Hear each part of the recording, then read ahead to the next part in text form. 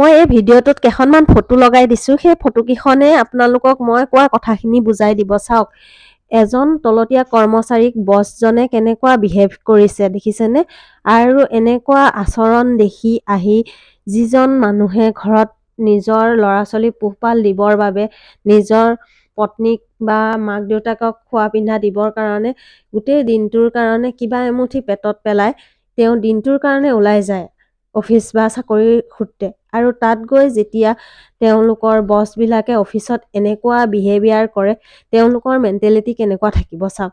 আৰু বছবিলাকৰ ওপৰতো আৰু বছ থাকে, তেওঁলোককো প্ৰেছাৰ দিয়ে কাৰণেই বছবিলাকে কৰ্মচাৰীবিলাকক এনেকুৱা কৰে। কিন্তু তথাপিতো ভাল বিহেভিয়াৰতো কৰিব পাৰে নহয়নে? ভালকৈ আপুনি নোৱাৰা কামটো বুজাওক, শিকাওক, তেতিয়াহে শিকিব। আপুনি যদি এই সিংহ আৰু নৰসাধকৰ নিচিনাকৈ ৰূপ ধৰে তেতিয়াহ'লে কেনেকৈ তেওঁলোকে কাম কৰিব? চাওক, দুগুণ আপোনাৰ ওপৰত খংহে উঠিব।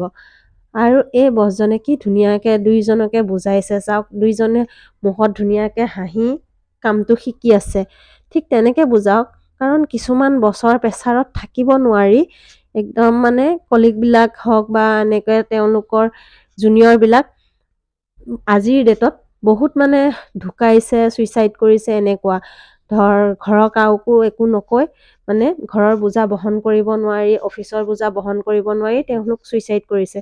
সেইদিনাখন তেনে এটা ঘটনাই মোক বাইদেউ এজনীয়ে ক'লে যে তেওঁলোকৰ অফিচত এজনে হাৰ্ট এটেক কৰিছে। সেয়ে সকলোকে কৈছোঁ, সকলো মিলিজুলি ভালকৈ কাম কৰক। এই বছজনেওতো ধুনীয়াকৈ কৰিছে চাওকচোন।